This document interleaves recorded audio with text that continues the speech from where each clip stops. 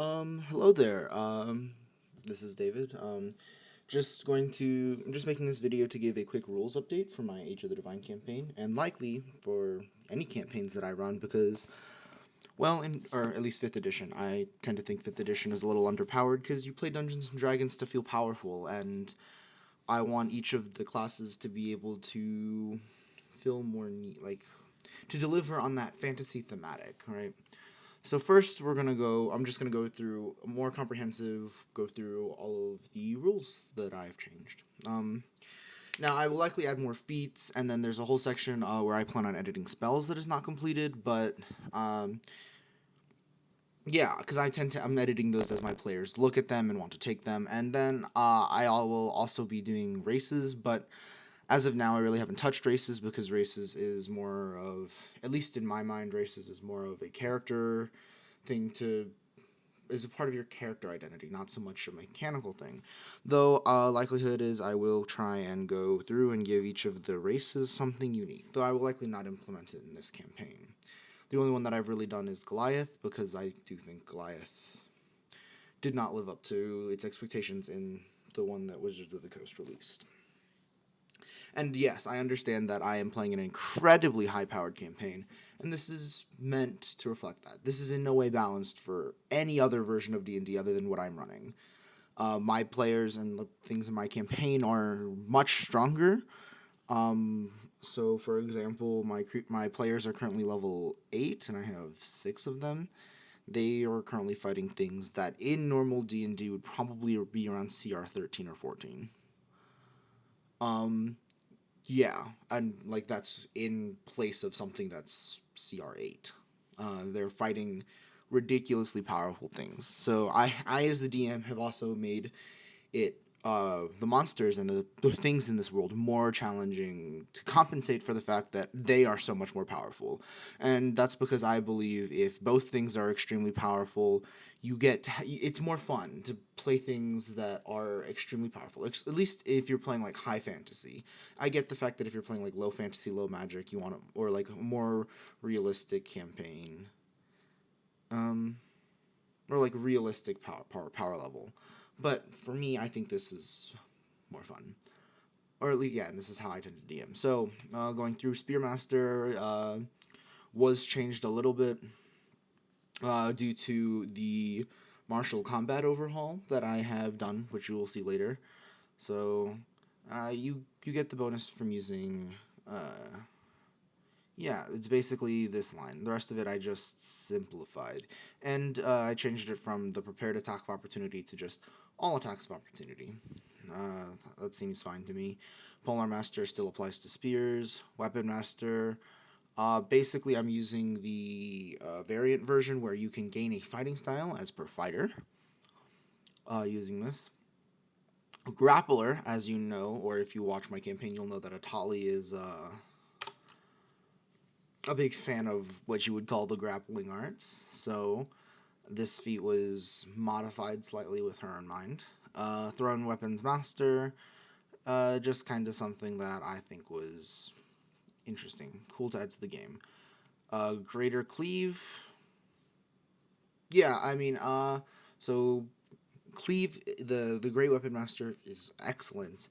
Um, this feat is very niche if you're planning on fighting hordes. It's not so great otherwise, or unless you have a really reliable way of getting crits. So yeah, I at first glance this might appear very strong, but it is. I think it's a little niche, and I'm fine with adding it to the game. Dual wielder changed to reflect the dual wielding changes, which you'll see in the combat overhaul. Mountain combatant gets an extra feature uh, to deal with the mounted rules that I have also since made. Crossbow expert again made to reflect the combat overhaul. Shield Master also reflecting the combat overhaul. And then there's the spell penetration system, which hold on, I'm gonna drink some water.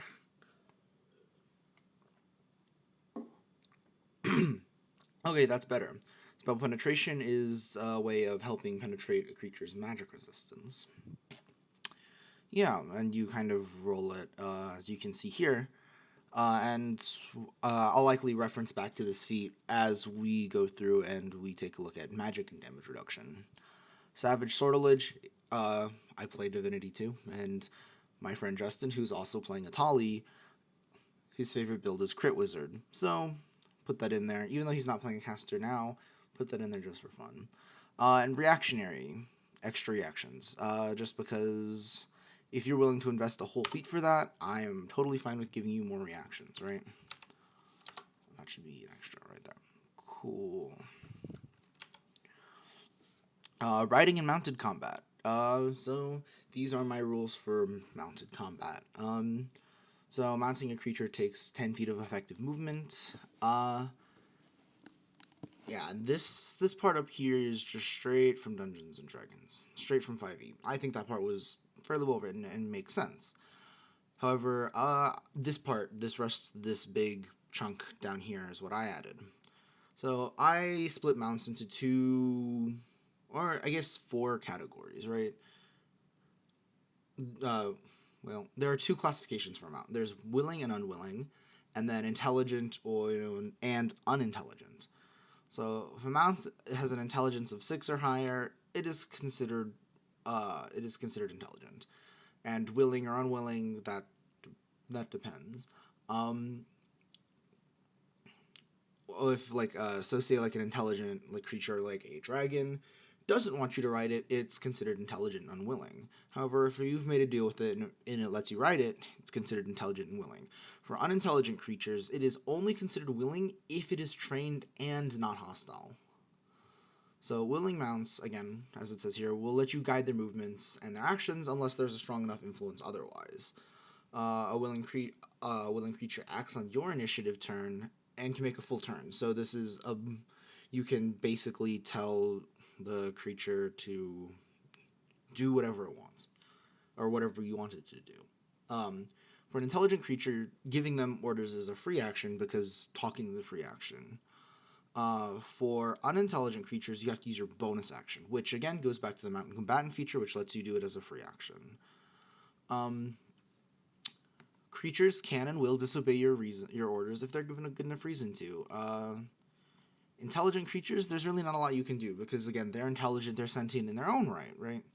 But for unintelligent creatures, you can make an animal handling skill check with a relatively with like a DC based on the situation. For an intelligent creature, you can try to make persuasion checks or intimidation checks or those kinds of checks, but you can't. There's no end all be all. I succeed this, it does this, right? Because if you're riding a dragon and the dragon needs to go protect its eggs, like the mama dragon's gonna go do that almost basically no matter what you try and get them to do. Unwilling mounts will not let you guide their movement or their actions, and non-hostile creatures may allow you to ride on them, but you cannot control them. So say there's like a big tortoise. You can probably ride on the tortoise and the tortoise isn't going to give a shit, but you can't control where the tortoise goes. However, if it's hostile, yeah, it's going to try to get you to fuck off, right? Yeah. A mounted creature can attempt to throw you. The creature you have mounted can attempt to throw you as a reaction or an action. In this attempt, you must make a dexterity saving throw against the creature's strength check. If you fail, you are thrown off the creature and land 5 feet adjacent to it. You must succeed on a DC 10 acrobatics check, and this part is from base Dungeons and Dragons. That sentence right there. For unwilling mounts that are intelligent and not hostile, you may attempt to guide their movements. With animal handling checks, but you still can't control their actions. So the big thing for this is, if you're riding a dragon, the dragon can take its full turn and make any attacks that it can use, etc., right? Now, time to get down to the fun stuff. I mean, that's still pretty fun, but this is the combat overhaul I've done. So I've taken in the compound bow system from 3.5, modified it a little bit.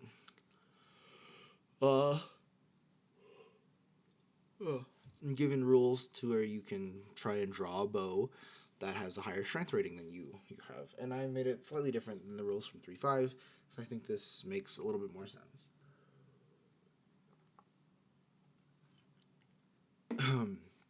I've also added in recurve bows, which have the properties of compound bows, but give advantage on the strength check, but are much more expensive. So mostly what you're probably going to be seeing used is compound bows. Recurve bows, not likely to be used.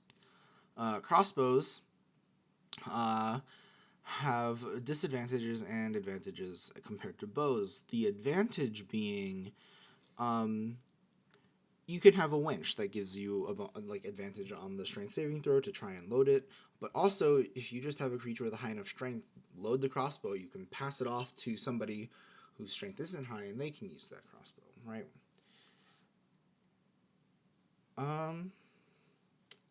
Yeah.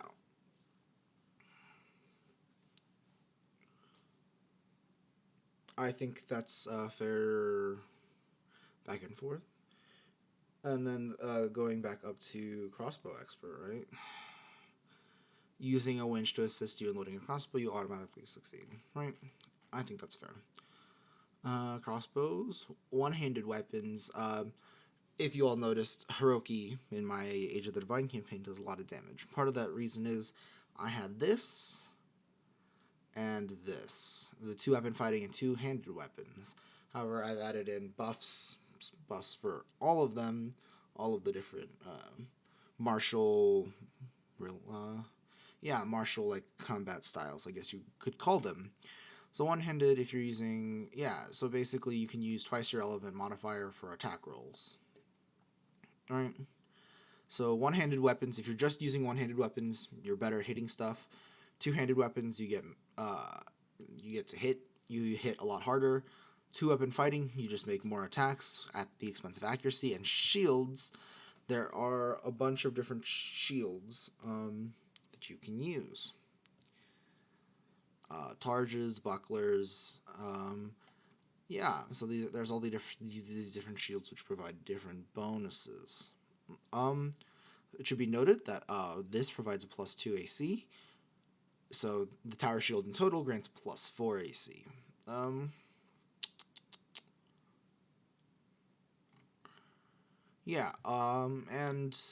just for those of you who are curious, Adric, Sunguard, the cleric, who has a shield, took the infantry shield.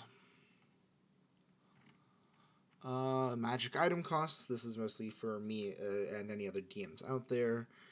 There's complex equations in this to determine gold cost. This sentence is not really true. I'm just giving it to them at base cost, maybe plus 100 or maybe plus 15% or something.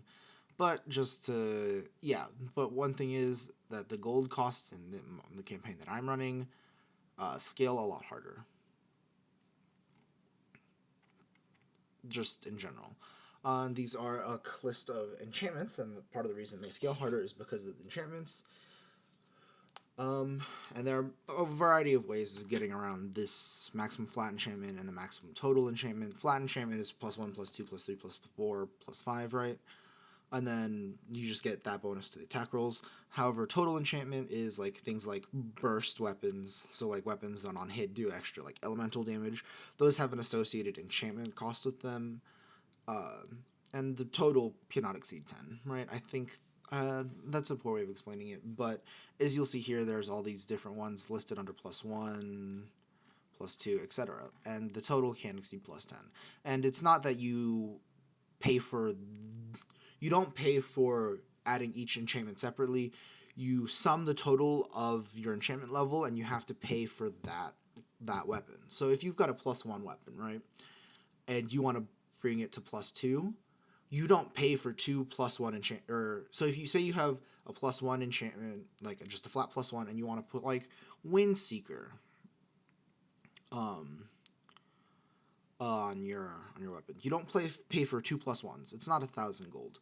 So you pay 500 gold pieces to get your +1 enchantment, right? And then to go to to get Windseeker, you're raising the total enchantment level of the weapon to +2.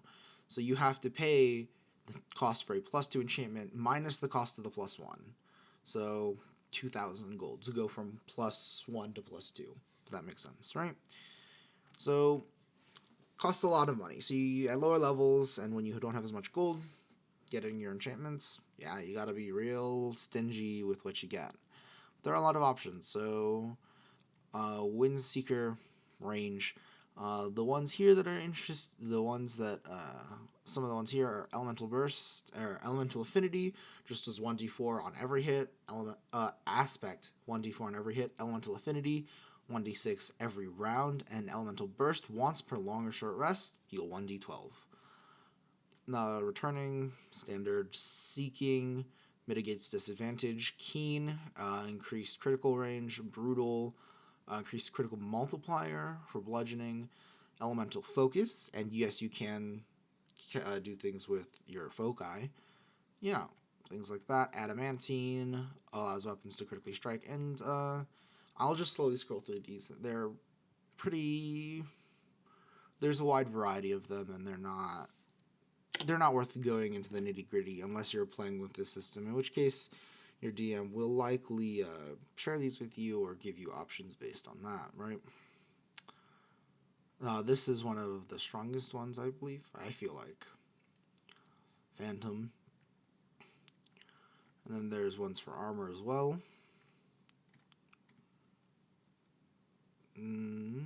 Yeah. Health potions. So again, modifying the gold cost of things, felt it prudent to change the health potions that I give out, right? Instead of D4s, I changed them to D6s. Gave the flat bonus a little bit, but the gold prices are increased at every level except for first. So at first it's a buff, at every other level the healing, I feel makes sense. And then I added a healing salve, just for that necessary case where somebody just is down. Again, the stipulation can't heal you behind 10% of your max HP. To me, makes perfect sense. Spellcasting, creating magic items. This is if you want to create custom magic items. Like one of the magic items that the monk Anipe bought wanted like hand wraps that would grapple people as a reaction, right? So I figured that's akin to animated hand wraps, and so I used these rules to create magic hand wraps that will grapple people, right? So this is kind of for that type of stuff. Magic and damage resistance. So this is what I was talking about when dealing with like spell penetration and stuff like that. So creatures take half damage from attacks and spells that do not overcome their resistance. Spell resistance, of course, applies to spells, and enchantment resistance, of course, applies to enchantments. So, say a creature has a +4 spell resistance and enchantment resistance. So that means if you're casting a spell of 4th level or lower, you're going to do half damage to it. And if your weapon enchantment has a +4 or less, you're also going to do half damage to it. So for spell resistance, if we go back up, allows you to roll to try and contest it, right? So yeah, you can roll 1d20 plus your spellcasting modifier, right? Against 20 plus the creature's spell resistance. So if you're casting a first level spell, right? If you're casting a first level spell and they've got 4 spell resistance, right? So I'm assuming an intelligence of say 4 as well. So you 1d20 plus 8 against 20 plus 4. So yeah, you need to roll relatively well, but it gives you a chance to overcome the creature's resistance, and for casters, that's incredibly worth it. Enchantment resistance, kind of the same deal. And then there are certain ways to bypass this. Some creatures will have ways. Some creatures will have resistance to all attacks from weapons or damage types, etc., etc. So one of the most common is cold iron or silver, but normally in 5th edition, silver is bypassed by magic. In my system, it's not. because silver is a special property, and I feel like sorry, I'm uh, silver is a special property, and it's got inherent like magical value for having a silvered weapon, right? Oops, did not mean to do that. But no, just a magic weapon will do more damage, but it's not going to give you that bonus of having a silvered weapon. Kind of, I'm not sure if that's how Pathfinders run, but that's how my first GM ran Pathfinder, and I think it adds value. I think it has its value and its own place, and I particularly like those rules. It makes fights either much harder or rewards players that are incredibly well prepared, right? Damage reduction, if you guys saw the Sentinel of Madness,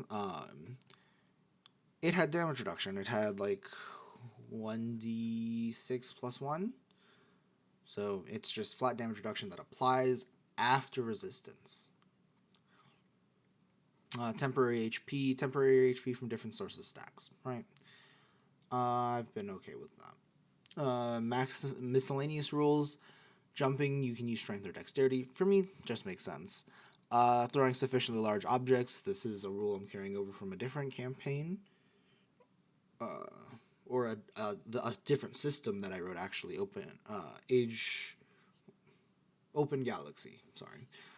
And it's just for throwing objects, because my players like to do that. Because sometimes you've just got to be stupid, right? And I have made custom size categories with the help of Nick, Villain, the player who plays Villain. He helped me come up with some pretty cool adjectives, and I wanted to expand size categories because it has merit to saying something that's like huge versus, it gives you that more depth of feel and like more value to saying like, hey, if you're fighting something that's colossal, it's colossal, right? And then I gave these bonuses based on size. So Villain, being a small creature, does get some of these. Yeah. Yeah, and I think that's fine. It makes Villain very sneaky, but it's all good. Villain is not the problem when it comes to, or I mean, I guess no player's really the problem. Villain is not the limiting factor of what I can throw at the Age of the Divine party. But yeah, so yeah, this is just a custom size category. So we're going through Fine, which is your very, very tiny diminutive, which is like a foot tall. Tiny, which is 2 feet tall. Small, 3 feet tall. Medium goes up to about 8 feet tall. Large, 20. And like this, there's some flexibility. So a lot of creatures can be considered in between medium and large, like a lot of Goliaths and things like that. But it's meant to be ambiguous in that way. It allows GMs and DMs a little bit of leeway in how they want to define things. But as we get up here, so large, huge, and this is normally, I think, where 5th edition size stops. So 5th edition sizes are tiny, small, medium, large, huge. Fine and diminutive, and then I think colossal. I took from 3.5. I took the size names, but the stats I've modified a little bit because I've added in immense, mammoth, gargantuan, and then there's colossal, and then the largest size category that you'll find is almighty. Just because I thought that would be fun to throw in there, just in case, just in case. Then we go down to status conditions. Mostly I just added this in for confused, because I have my own custom confused one based off of Pokemon, of course. Race changes, I'll eventually add stuff here, but for now, just ignore it. General class changes, martial classes get up to 4 attacks, fighters get an extra attack, get 5 attacks, plus action surge, plus I've compensated fighters in other buffs to compensate for that. On all other classes, gain an extra attack at level 10. This is kind of a nerf because a lot of classes will receive extra attacks level 6, but most of those classes will get extra attacks up here, right? Or level 5, whatever. But I think these are fair buffs, bringing them basically up to the 3-5 standard. Fighters, again, do get an extra attack and get other compensatory buffs. Spellcasting, you get extra spells based on your spellcasting modifier. Even warlocks do, but the warlock rules are slightly different. Spontaneous casters, yeah, the replacing spells. Amplifying spell effects, yeah, rules for that. And then, yeah, for expanded spell lists, you automatically have /prepare/learn them. Blah, blah, blah. I think that's fine. Cleric changes. Sorry. I haven't gone. These haven't changed much, but we'll still go through them. You add twice your proficiency modifier to remember, recall information regarding your deity's domain. Makes sense. You're a cleric. You studied them. Additional channel divinity uses. Makes sense. More power to you. Miracle, calling upon your god's, your god's power to do works in their name. Critical success, basically. So, turning water into wine, yeah, go for it. That kind of shit. 14th level once per day. Yeah, and then, of course, you have to do something pleasing to your god. And Divine Strike now applies to all of your attacks, and your Wisdom modifier you can do to cantrips. This is just because I dislike the disparity between different classes. And I figured both of them, that's fine with me. Channel Divinity, I basically took the Death Knell spell from 3-5 and changed it a little bit, but took that whole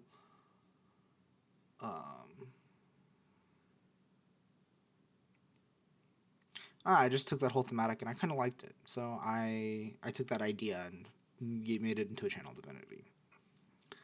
Forge Domain, probably the most broken cleric at the moment.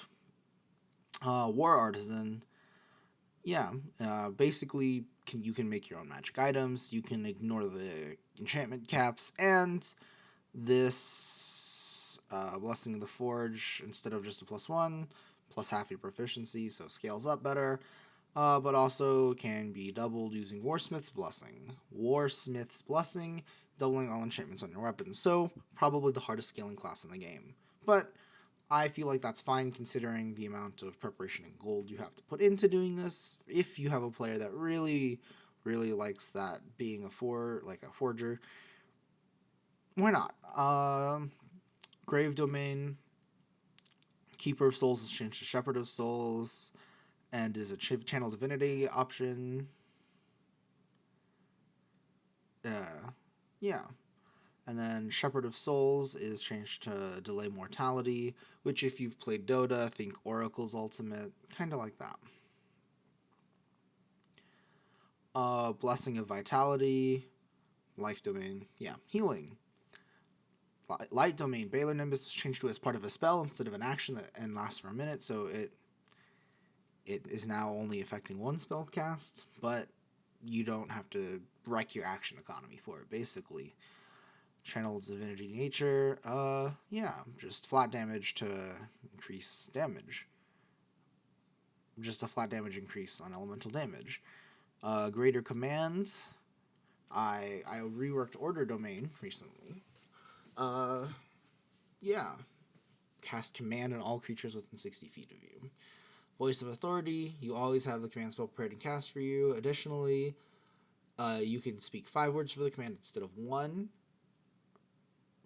And then there's this, which allows you to do it even in like anti-magic fields or things like that. And basically widens your ability to command things. And then Bend the Knee. Whenever a creature fails your saving throw from one of your spells, they become frightened of you. So, yeah, I feel like that more embodies an Order Domain cleric, or what I feel like they should be. Protection Domain, Shield the Faithful, right? And then Indomitable Defense. I think those make more sense for the Protection Domain than what's given. Strength Domain, double your Strength modifier, right? Yeah, Strength Domain. Tempest Domain, Wrath of Storms is just a reaction now. Arc Lightning, yeah, just like bouncing lightning damage. I really like that idea, so I put it in. Storming Echoes, whenever you deal lightning damage to an enemy, you can use your bonus action to make them make a dexterity throw. On a failure, they take that much lightning damage again, or half on a success. As you call down lightning to strike them. Yeah, and so you can do this on your Divine Strike for free. And Stormborn, instead of the fly speed gaining equal to your move speed, it's now twice your move speed.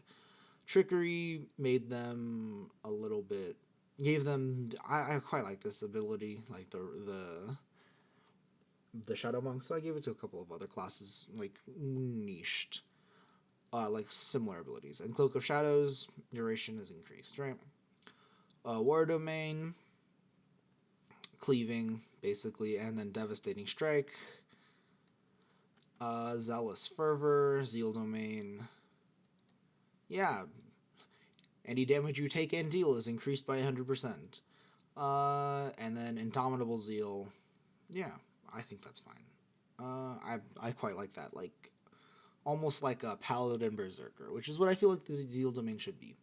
Now we get into rogue changes. Again, these classes aren't like ordered in terms of alphabetical or whatever. It's basically in whatever order I slapped them onto the page with, right? I'm disorganized. So rogues additional attacks, because rogues again get can do 2 weapon fighting and can do additional attacks against and can 2 weapon fighting and get an additional attack at 10th level. Rogues additional attacks may use their sneak attack against isolated targets. Isolated targets are considered targets without allies within 25 feet. And that's just in general, right? That's just like base. There are some of the classes add other ways to do such.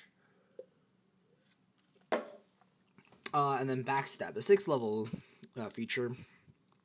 When you're using your sneak attack target from behind, the rogue's dice increases. So just buffing using sneak attack in the way that it's not just advantage, but in the way that it should be. And then assassin, I've changed a little bit.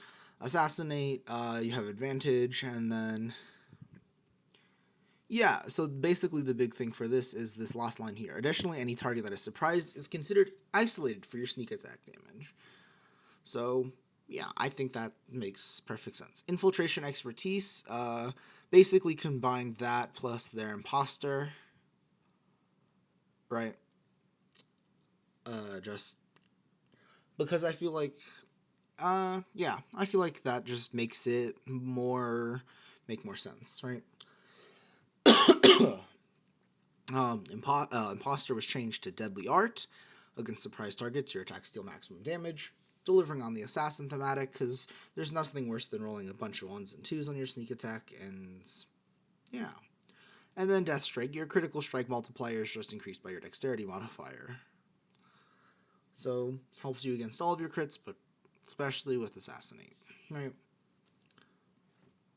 And I think this is a relatively strong buff to assassins, not just in their ability to assassinate, but in their general combat prowess, especially because of this. But I digress. And I do feel like Assassin is supposed to be one of the more combat-oriented rogues. Scout, basically changed most of everything and reordered stuff. Sudden Strike at 3rd level, when you take the dash action, you can also make a single attack as part of that action. Additionally, when you move more than 30 feet, you can apply Sneak Attack. And for every 10 feet above 30 feet that you move on your turn, you roll an additional Sneak Attack dice. Think Scout from 3-5. Survivalist, proficiency in nature survival, blah blah blah. Skirmisher, whenever you take the disengage action using your cunning action, you can also take the dash action as well. All of your movement speeds increase by 15 feet. And then you have advantage on initiative rolls. In addition, the first round of combat, you can take 2 turns instead of 1. Ambushmaster. Yeah, I think that delivers on its thematic quite much better than the previous one did, right? Thief, fast hands. Basically, sleight of hand check. You can also use to pickpocket a creature. And additionally, when you use your bonus action to use your cunning action, you can take 2 of the available actions, providing that they are different action, yeah. And I feel like that kind of makes sense for the thief, being able to disengage and pickpockets, something like that, right? Second story work. I mean, I guess this doesn't really matter with the jump changes I made, but your jumping distance are doubled. Supreme Sneak, and putting it there just kind of makes it more more verbose for players who don't read all of this stuff. Supreme Sneak, double your stealth check bonus even if you already expertise. Using your bonus, both your action and cunning action to hide, right? And that's kind of one thing I added to a lot of the rogues. Some of the rogue archetypes is if you use your action and your cunning action to do the same thing, you get a big bonus. Use magic device. Basically, all I added was this last section here. If a magic item requires attunement, but you're not attuned to it, you can gain use of it for 1 minute per long rest, as if you were attuned to it as a bonus action. Thief's reflexes. When you reach 17th level, you can take 2 turns during combat, as long as the first turn you don't attack a target or cast a spell that requires them to make a saving throw. On your second turn, you cannot attack or cast. So, basically, you can do twice as much in combat as long as it's not fighting, right? And I feel like that delivers on the thief thematic. Inquisitive Rogue, Ear for Deceit. I do not think I changed very much about this. In fact, I don't think I changed anything at all. Eye for Detail, also don't think I changed anything.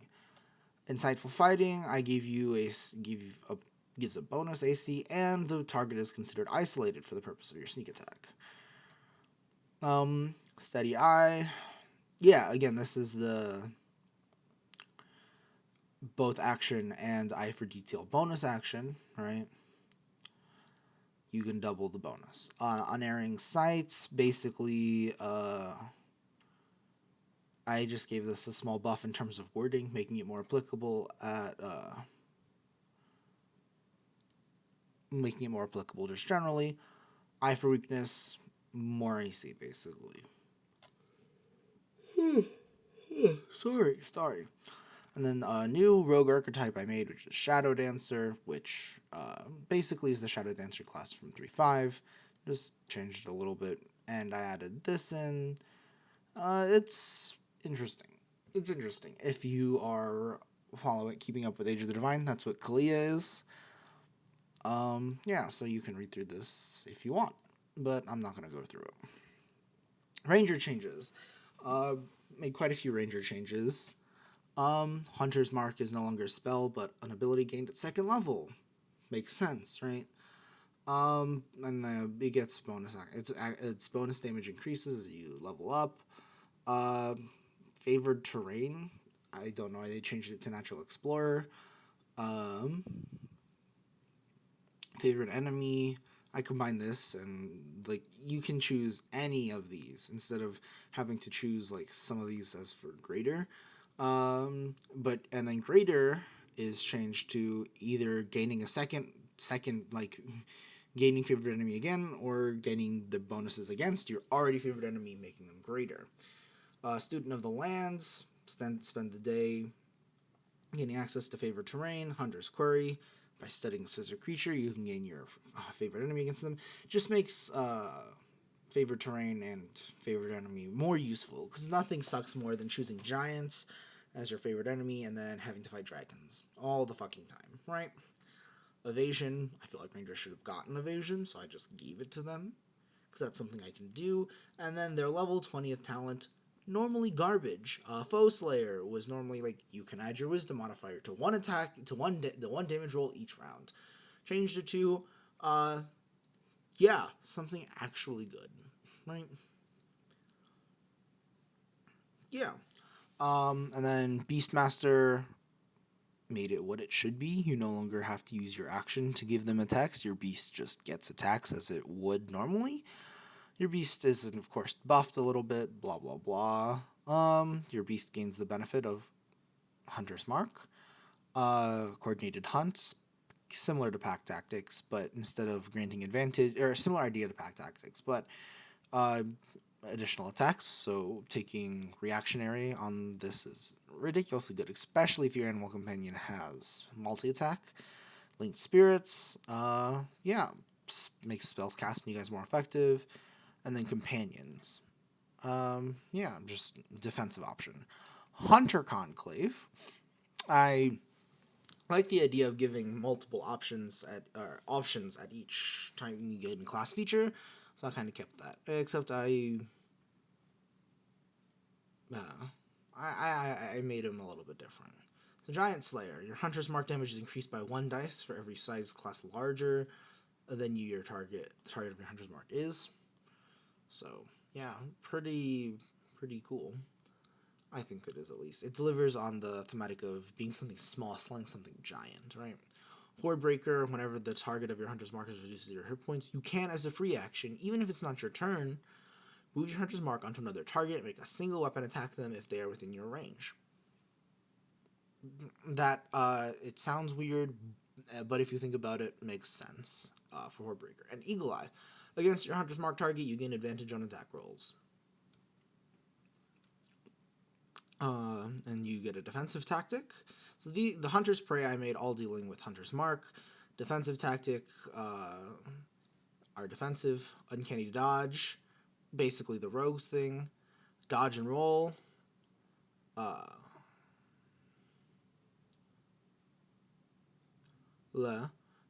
basically free movement. And then Steel Will, immunity frightened, and advantage on wisdom saving throws. So this one's the most niche out of those, but I still feel like it's fine. And then level 7 is multi-attack. Volley basically turns your attacks into cones. Whirlwinds, cleave, and focus fire. Focus fire is my favorite if you've played Wind Ranger from Dota. Basically that. Additional fighting style, yeah, just get an additional fighting style. And then Apex Hunter, yeah, because you're a hunter, so your favorite enemy, they're really your favorite enemy, right? You know. And then this is the Line Runner class that Justin's playing, that Justin and I collaborated on, because he really wanted to deliver on specific thematics, so I helped him develop it. But yeah, most of this idea is all his. I just put mechanics to it. And yeah, if you want, you can read through this. Otherwise, it's a great big wall of text. Yeah, but basically it is a ranged grappler focusing on crowd control. And does decent damage just because they're a ranger, right? Hold on, I need to check to make sure my soup isn't burning, so yes, I'm very professional at making videos.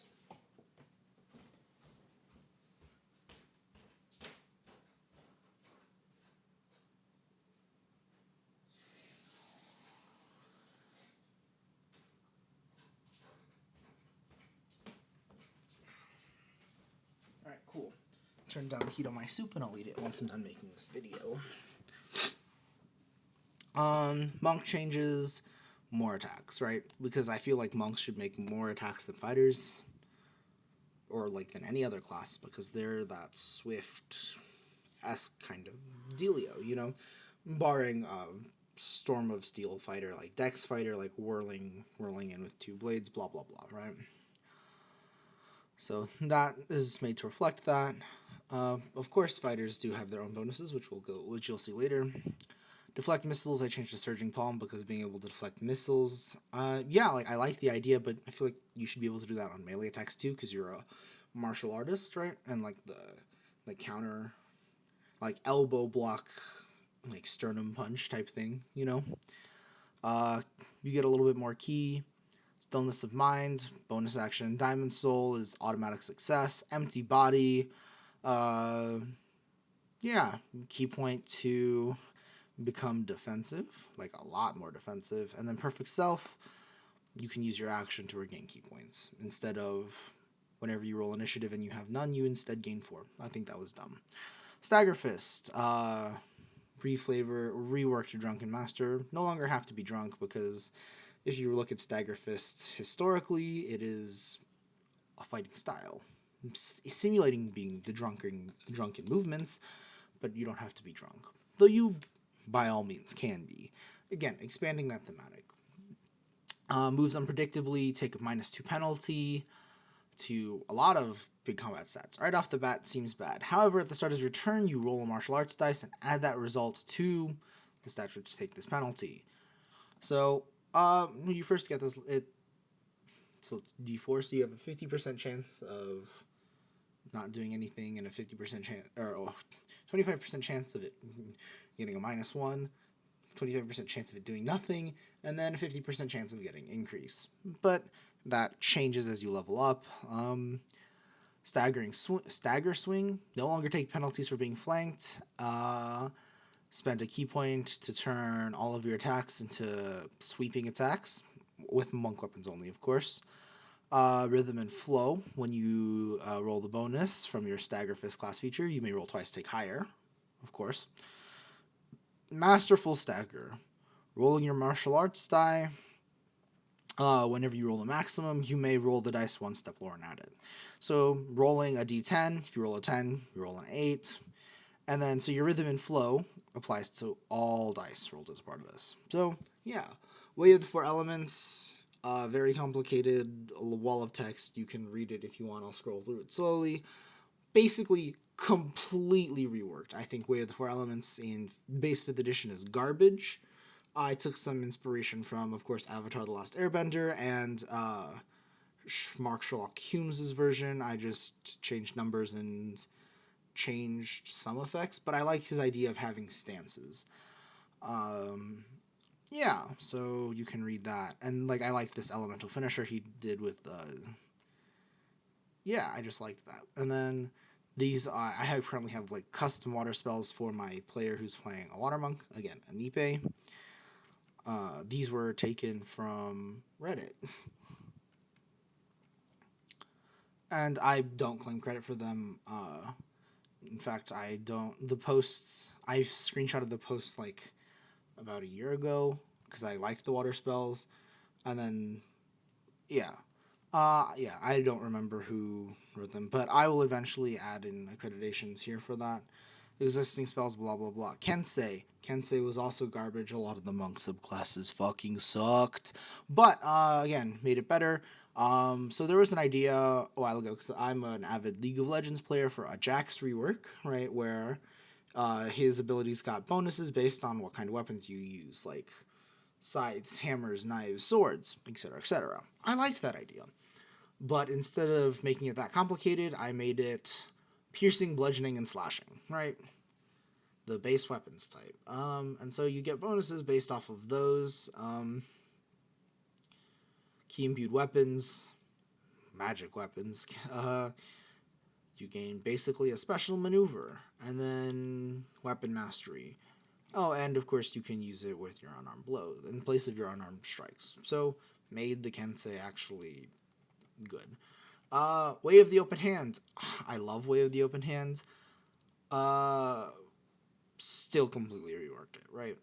Way of the Open Hand was the best monk subclass, but I was hesitant to rework it, but I had this idea, and it's a beautiful idea.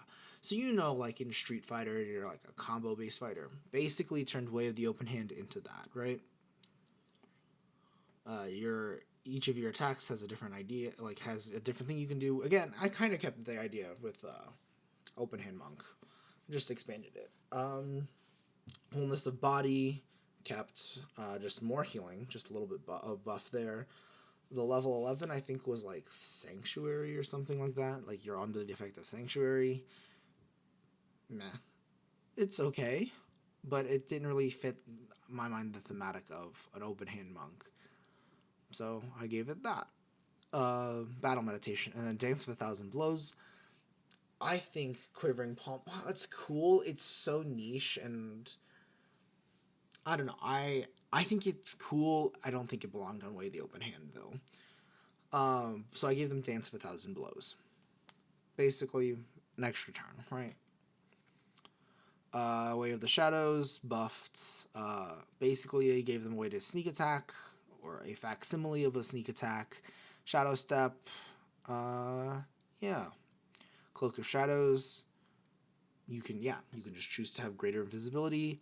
An opportunist was changed to, instead of just having advantage, attack as a critical. Yeah, make some facsimile of a rogue. Wild shape changes, read them. Basically, instead of being able to turn into any animal a number of times twice per day, right? You get animal forms, and these animal forms have HP, and you can transform in between any of your forms any number of times per day. However, when one of your animal forms loses all of their HP, you cannot turn back into that form until you take a long rest, right? Circle of the Moon, some bonuses to reflect that. Circle of the Land, natural recovery increased. Bard changed a little bit instead of Counter Charm, which was a cool niche ability, gave them grand performance. Delivers the thematic of I'm a bard, I play music, and people get like AoE buffs, right? Each of the colleges also get a song, a special song, right? This should be, yeah. And then yeah, there are some small bonuses here, but you can read through them at your leisure if you want to. Barbarians. You are always enraged when you're below a quarter of your maximum HP. While enraged, your strength modifier is, and this is why I didn't have to change. I didn't change barbarians very much because this is ridiculous. Right, if you remember the heavy weapon changes, you use twice your strength modifier on attacks. So while enraged, you're basically adding 3 times your strength modifier to damage, and when at level 11, it's 4 times. Rages are regained on a short rest, and metal, basically evasion but for constitution saving throws. Really all you had to do, right? And I feel like that brings barbarians up to the rest of the power level of all the other bullshit that I'm writing in here. Frenzy, you make an additional main hand attack, an addition, yeah, so basically you get an additional attack, right? And you make an additional attack for every, like, 25% HP you're missing. I think that's pretty cool. I like that in the sense that you are encouraged to be the tank and to, I mean, of course as a barbarian you are, but as you get lower HP, you're driven into that battle frenzy, right? And then I removed the exhaustion thing because everyone fucking hated that. And in this version of D&D 5e that I'm running, or it's not really even 5e anymore. I mean, I guess it is, but everything's been homebrewed. But it extra attacks would mean less, so I'm more willing to give them out. Right? Path of the Zealot, Warrior of the Gods didn't really change. Through Faith alone, basically you can use Wisdom for a lot of your shit instead. Call to War, Heroism, and Divine Favor. You're always under those effects. Rage Beyond Death. Yeah, I just think that, like, fits the Zealot Barbarian. And then the Drums of War, Call to War are doubled. Right? I like that. Path of the Titan was something I wrote a while ago and I edited a little bit. Just basically meant to be literally the biggest tank. Fighter changes. These are the ones that I had to compensate probably quite a lot. Or I compensated quite a lot due to a lot of other martial classes gaining the 4 attacks. So fighting style, I changed that. Increased the dice by 1 step, right? Instead of re-rolling. Student of War, you get to add your proficiency to damage and AC. And then for fighters only, and your ability score improvement, right? You can get a feat and improve their ability scores. So you get both. That's the big buff to fighters, right? Considering how many that they get, right? Second wind, more healing. Extra attack, fighters get a 5th attack at level 20, again. And Indomitable, gain extra uses at different levels, and instead you choose to succeed. You just don't have to roll, you succeed. Battlemaster, know your enemy. Yeah, whenever you use this, I gave it an in-combat bonus. You gain stacks, which you can get advantage or impose disadvantage on it. And Relentless, instead of whenever you roll initiative with no combat superiority dice, you gain 4, or whatever it is. Once per turn, you can use a combat superiority maneuver without expending superiority dice, except the dice you use is 2 steps lower, right? Champion improved critical, basically expanded critical range, but you have to roll to confirm critical. Warrior's Edge, yeah, basically maximizes advantages and minimizes disadvantage, which I think it's a little weak, but I like the idea of it. And superior critical, so you no longer need to confirm criticals that are not natural 20s. So, yeah. Samurai, which is what Hiroki is, fighting spirit, changed a little bit. Instead of temp HP, you get resistance. That should be resistance. Sorry. Rapid Strikes changed to that. Deadly Elegance was changed from Elegant Courier because, yeah. And then it's basically the Defender enchantment, but a little bit better. Because, again, I dislike the Defender enchantment. Sharpshooter, yeah, you can read that. It's whatever. Legionnaire, literally a legionnaire, like Roman tower shield phalanx type shit, right? Paladins, Paladins I basically completely reworked. You can read through them if you want. Big deal is, instead of these auras, I gave them more effects to make them feel like that crusading holy warrior, right?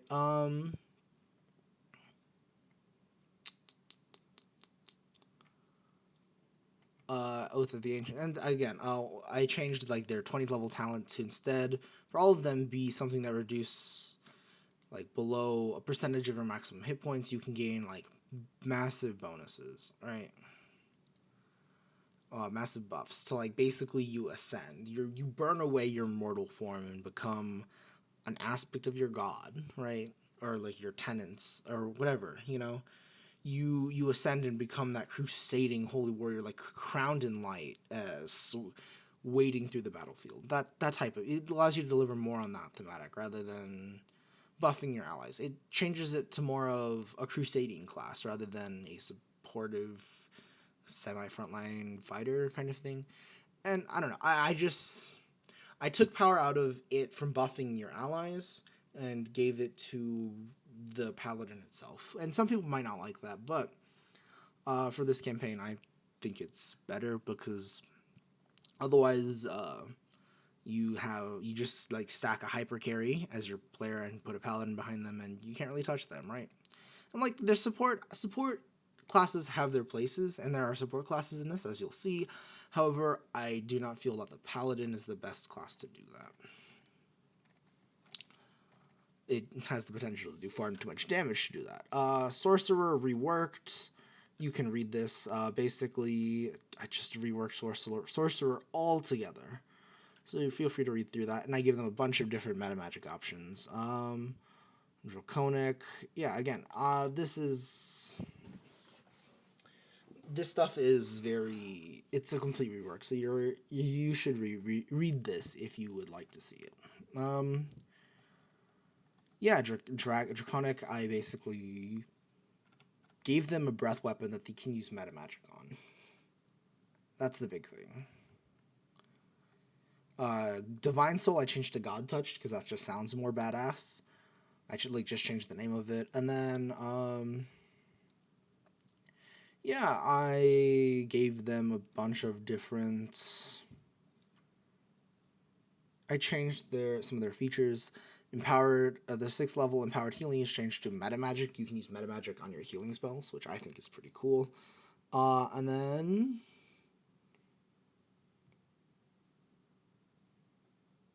yeah, Unearthly Recovery. Yeah, basically, instead of just not going down once, you can just regain hit points in combat. Phoenix.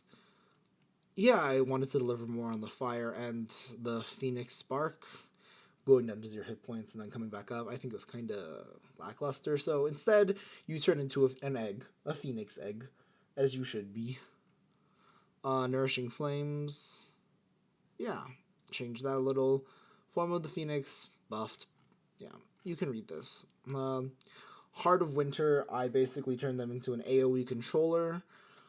Or, not turn them into, I took them and they are now an AoE controller. They control a big space that, like, is their blizzard.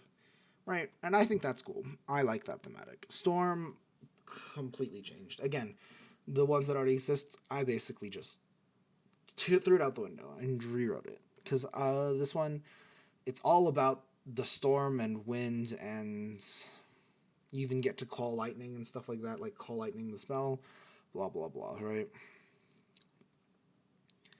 And you can like summon storms and stuff like that. I think it's really cool. I think it's more niche than the other sorcerer classes, but I think it's such a rewarding thematic.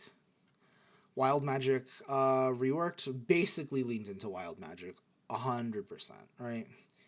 Uh, yeah.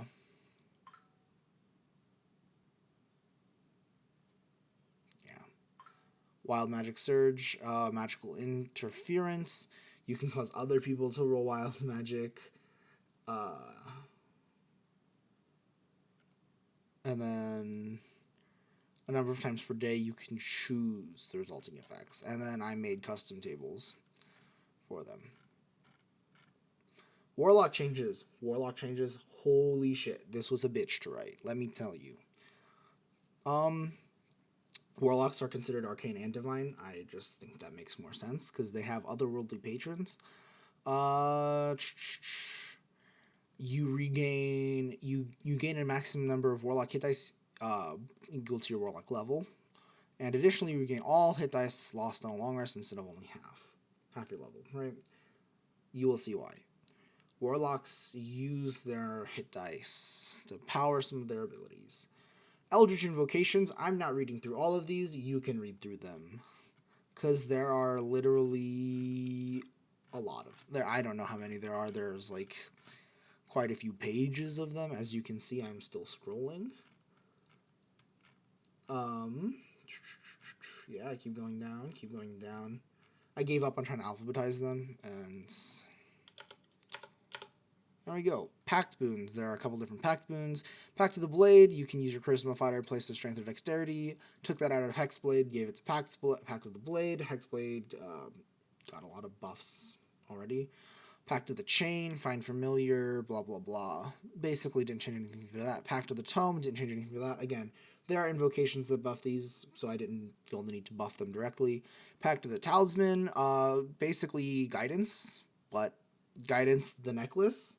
Pact of the Lantern, yeah, you can read that. Basically, it's more utility focused, and Pact of the Ring, spell focused, and then Pact of the Chalice for those of you who want to be like the toil, cauldron burning, cauldron bubble. I don't know. I can't quote that Shakespeare line, but want to be like the brewer, right?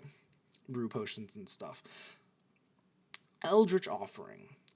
You can beseech your Eldritch Patron to grant you extra power when you need it most. As a part of a long rest, you can perform a 10-minute ritual to garnish this extra power. Whenever you do this, you increase the spell slot level of all of your packed magic spell slots by an amount up to 1 plus 1/2 your proficiency bonus until the beginning of your next long rest. However, in return for this power, your Eldritch Patron takes some of your vitality in exchange. You lose an amount of maximum HP equal to the spell slot level increase times the maximum number on your Warlock hit dice. So for most Warlocks, it's the D8, so 8. This lost max HP cannot be regained until you return the power to your patron granted at the beginning of your next long rest. You can also perform this ritual on a short rest if you had not performed it earlier. So, 20th level, you can get all of your packed magic spell slots to be level 9. Yeah. Mystic Arcanum. Sorry, basically the same, except didn't change much except for this. To cast your Mystic Arcanum again, you can expend a number of spell slots equal to twice the Mystic Arcanum's lowest level. So for your 6th level Mystic Arcanum, you would be 12 hit dice, no matter the upcast from Eldritch Master. Right. If you do not have enough hit dice to do this, you can instead roll the number of hit dice that would go over. Oh, and take that much unreducible damage. Again, hit dice as a resource for the Warlock class. Eldritch Master, you gain double the number of spell slots from your Charisma modifier from the table at the beginning. Additionally, the upcast from Eldritch Offering now applies to spellcast with Mystic Arcanum, and you can cast your Mystic Arcanum spells beyond 9th level. Archfey, I changed a lot of the Warlock classes pretty heavily. Fey Presence, basically kept it the same, except you can do it at will. Basically, yeah, you can do it at will. But however, once a creature succeeds in the saving throw, they gain advantage on saving throws to resist it. Misty Elusiveness was changed to, or I kept this part.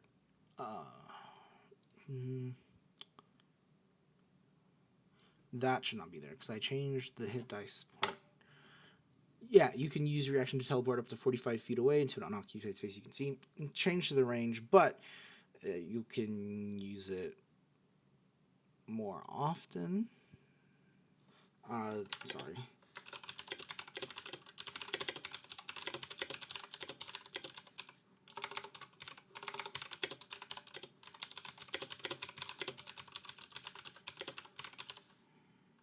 Not your proficiency bonus. There we go. Additionally, whenever you teleport, even if it's not a part of this ability, you can choose to become invisible as well.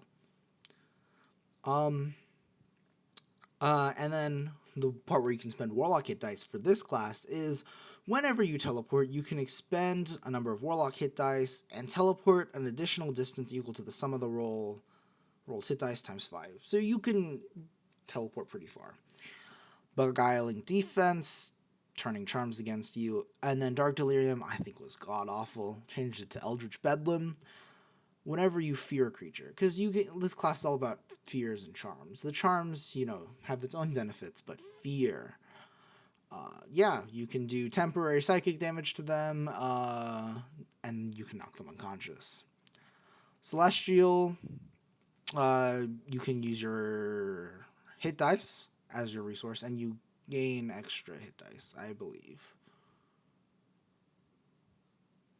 No, there's a invocation for you to gain extra hit dice. Blah blah blah.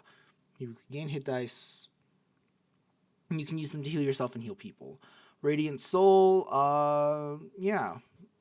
extra radiant fire damage. Divine Judgment, you can curse.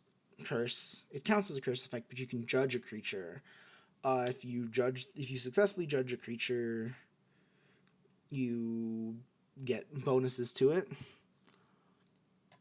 And then Divine Edict, you can attempt and execute, right? Like, Holy Sword from the sky cutting somebody's head off. Pact of the Fiend, completely reworked. I wanted to make it attuned to a layer of the Abyss or a layer of Hell. And not just fire, but fire, cold, or poison acid damage. Based on which layer of Hell or the Abyss you're coming from. And I changed their spell list. They get more spells. However, they do not get utility. They instead get damage. This is your Blaster Warlock, and I really wanted to make that clear.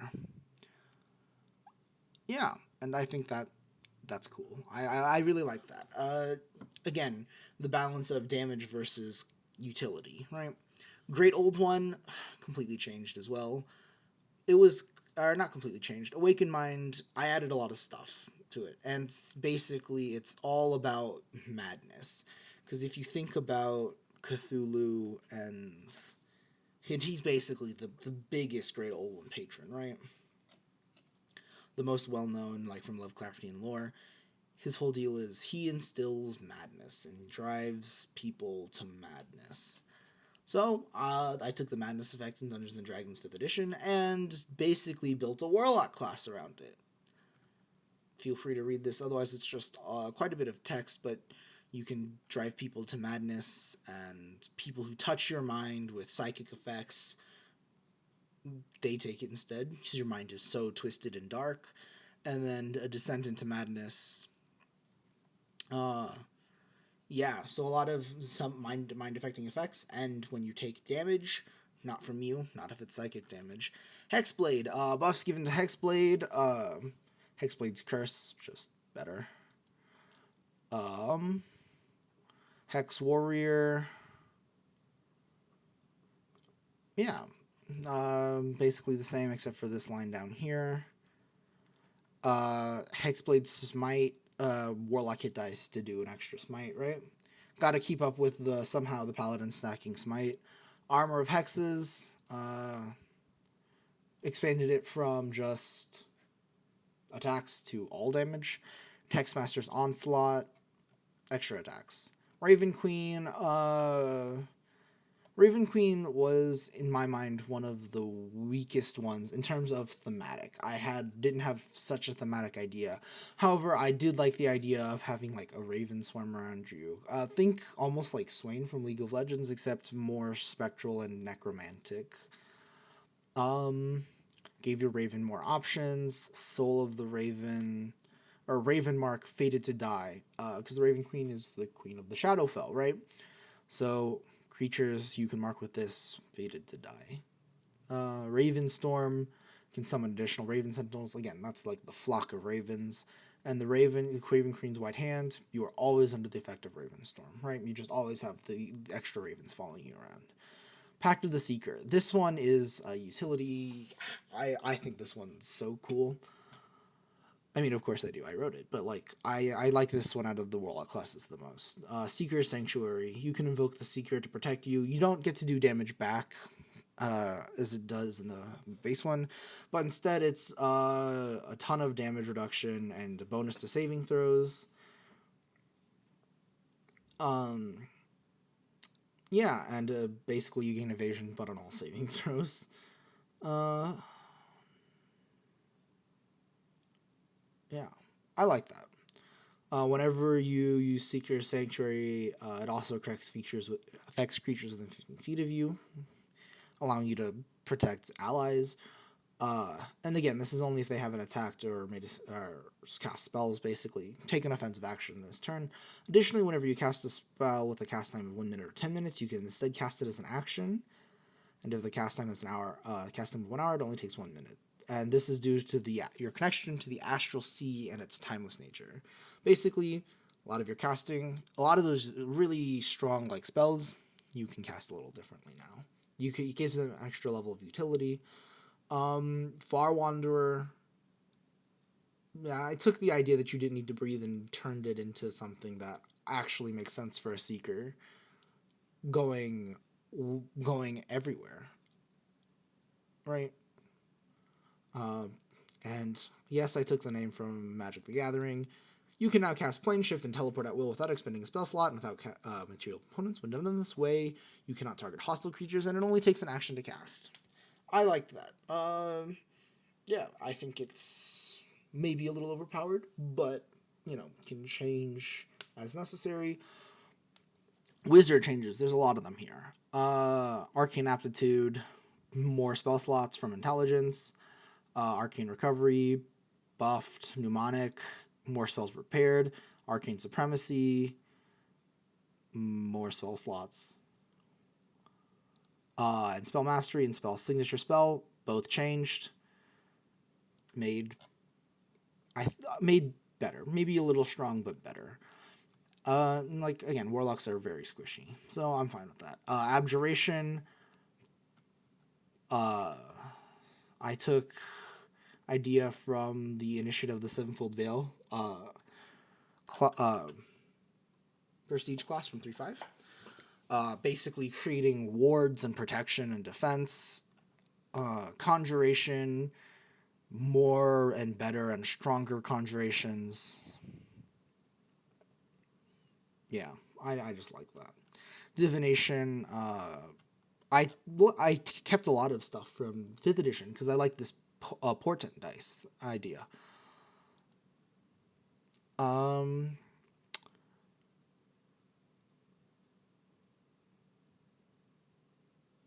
Yeah, I just liked this. I liked it. I think it was pretty cool, pretty strong. Enchantment, Twisting Mind, basically social, bonus to social casting, stuff like that. Evocation, blasters, blasters, blasters, blasters, blasters, right? um, yeah. Yeah, just basically just straight up blasting. Overcharge. I kept a lot of the same ideas, just made them more interesting mechanics. Illusion, I again also kept quite the same, just made them stronger and more interesting. Necromancy, now you can really have an undead army. Like, you can truly have an undead army with this now. Um, Transmutation, Alchemist, but less alchemist and more magical, more scientist, more magical. Um, Blade Singer, I completely reworked Blade Singer. You can read through that, otherwise it's a lot of words. Lore Master, I liked the idea of Lore Master. I think they're so cool. And so you have one wizard for each of your cast like schools of magic, and then you got a blade singer, and then you got lore master, which is your general one. Spell changes I'll make, and then artificer changes. Artificers are garbage, and you should not play them. Welcome to my TED talk.